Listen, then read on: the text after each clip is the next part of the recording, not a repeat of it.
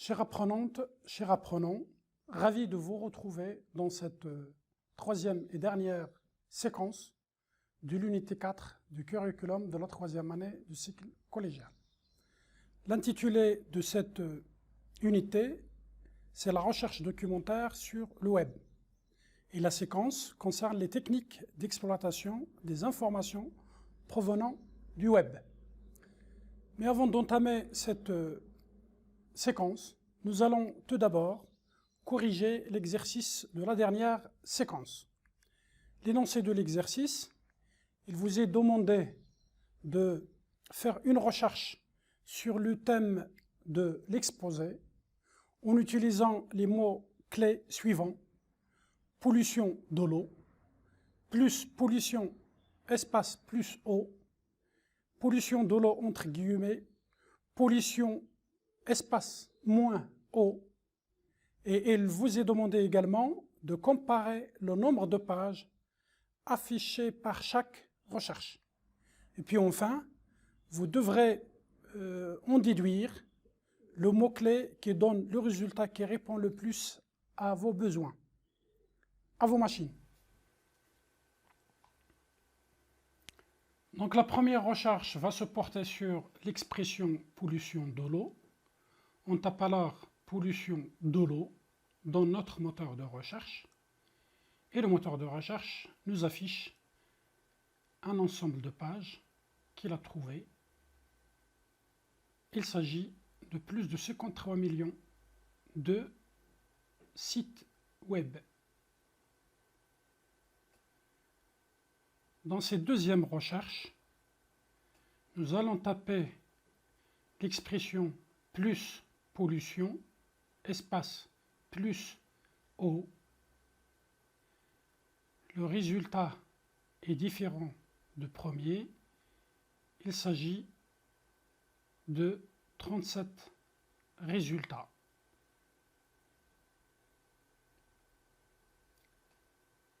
Troisième expression, c'est pollution de l'eau entre guillemets. En la tapant dans notre moteur de recherche, nous aurons environ 3 300 000 pages trouvées. Et la dernière expression est un peu différente des trois premières. Il s'agit de taper pollution espace moins eau. Ici, on fait la recherche sur le mot pollution, tout en excluant le mot eau. Vous voyez, le nombre de résultats est un nombre très important, 451 millions de pages web trouvées. Alors, en résumé, nous avons vu pollution moins eau comme expression de recherche nous permet d'afficher 451 millions de pages.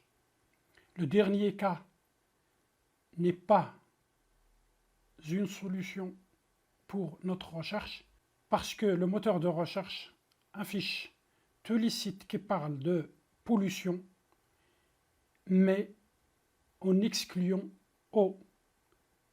Ça veut dire toute pollution autre que celle de l'eau. Nous sommes en train de chercher pollution de l'eau, donc ce dernier mot-clé n'est pas valable pour notre recherche. Il nous reste à choisir entre les trois premiers mots-clés proposés. Pour la première expression, pollution de l'eau, 53 800 000 résultats. Pour choisir un site dont ce nombre important de résultats, il ne serait difficile.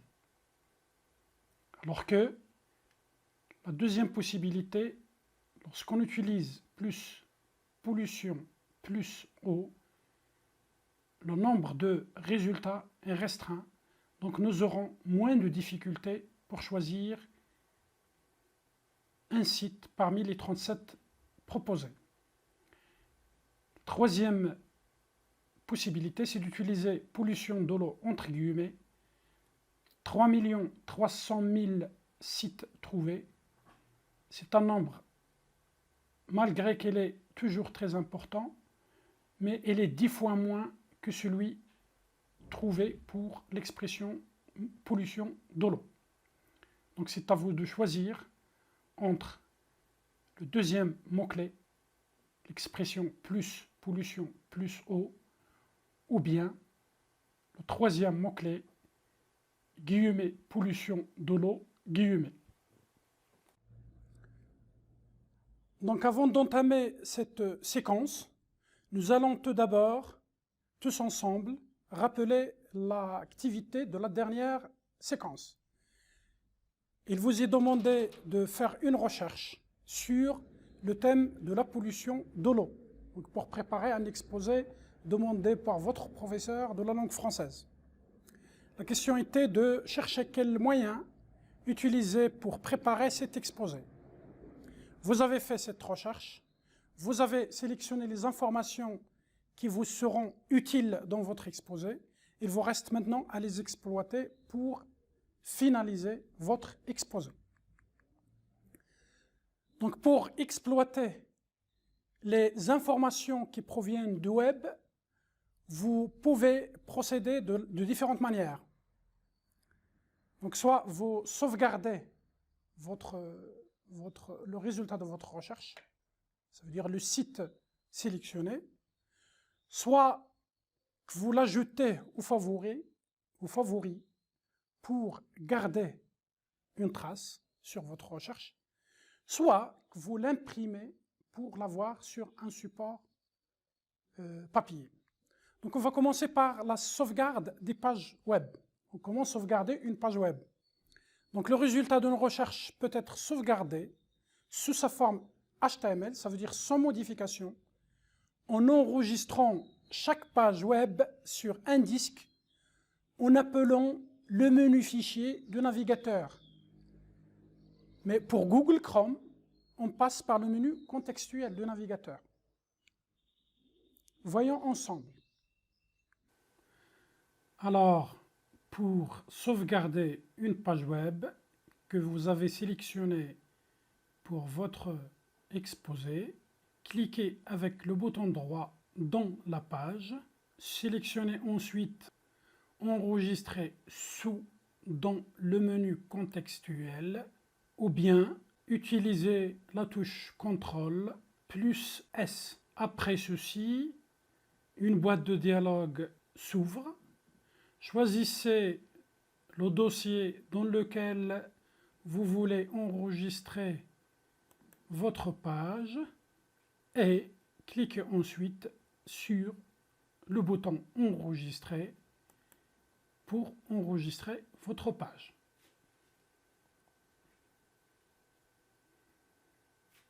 Une fois enregistré, vous pouvez facilement voir cette page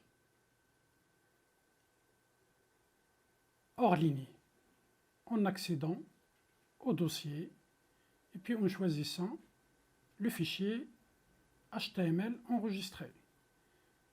Donc nous voilà avec la page enregistrée et le contenu de cette page.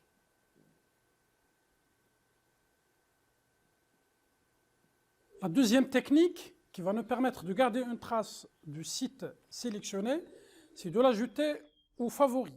Donc pour organiser vos sites web, vous pouvez utiliser les favoris du navigateur. Ainsi, il gardera pour vous la trace des sites web pour une consultation ultérieure. Voyons tous ensemble sur machine. Pour ajouter une page web aux favoris de votre navigateur, passez par le bouton Paramètres du navigateur Google Chrome, les 3 points en haut à droite de votre navigateur, déroulez le menu, choisissez ensuite le menu Favoris et puis la commande Ajouter cet onglet aux favoris. Ensuite, donnez un nom significatif à votre page et puis cliquez sur le bouton OK pour valider votre choix. Vous pouvez toutefois, sans passer par le menu des paramètres, cliquer directement sur le bouton « Ajouter cet onglet aux favoris » au bout de la barre d'adresse du navigateur. Après avoir choisi l'une des deux façons de garder votre page en favoris, vous pouvez ensuite afficher la barre des favoris, si ce n'est pas encore le cas, en passant par le menu des paramètres, ce menu favoris, puis la commande afficher la barre de favoris. Vous voyez maintenant, la barre des favoris s'ajoute à votre navigateur et le site gardé en favoris figure sur cette barre. Donc je peux à tout moment cliquer sur le bouton correspondant pour afficher le contenu de la page. La deuxième technique qui va nous permettre d'exploiter les informations recueillies à partir de l'Internet, c'est de d'imprimer la page web ou bien les pages web sélectionnées. Donc pour exploiter les documents provenant de web, on peut procéder de différentes façons. Donc pour l'impression, soit on imprime directement notre sélection, sans modification, sous leur forme HTML, soit on traite les informations recueillies avant de les imprimer. Donc on va utiliser ici la technique de copier-coller, copier à partir du site et coller dans un texteur par exemple pour pouvoir le traiter et l'imprimer. Voyons ensemble sur machine.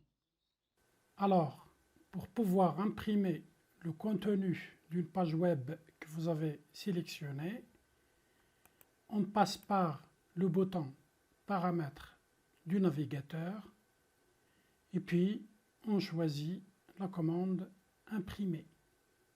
Après cette commande, une boîte de dialogue s'affiche. Vous proposons d'imprimer les 14 pages qui constituent votre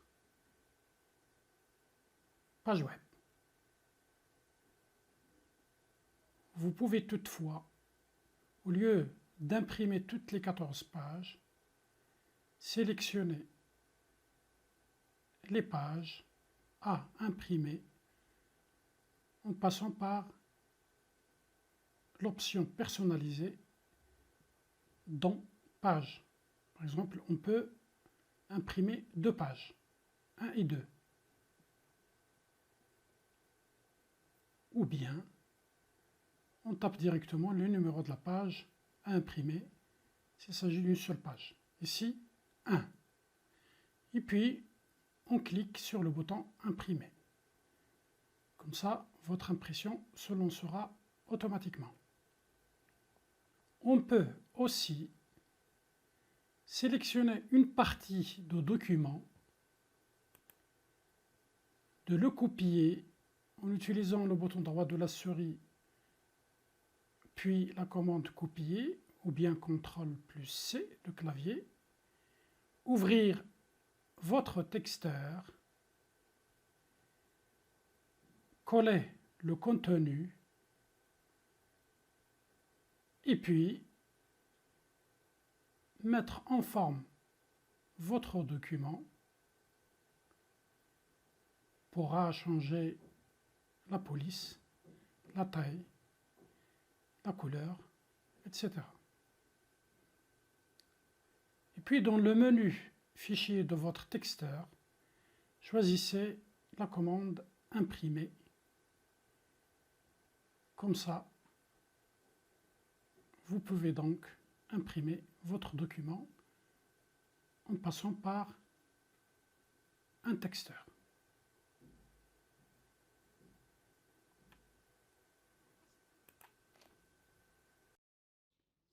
On va passer maintenant à une autre technique qui va nous permettre d'exploiter les ressources provenant de l'Internet, c'est le téléchargement. Téléchargement de fichiers, téléchargement de logiciels, téléchargement d'utilitaires, etc.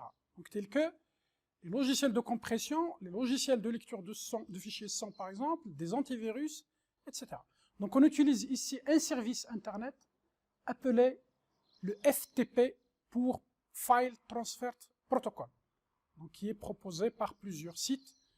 Je cite ici www.télécharger.com ou bien www.download.com.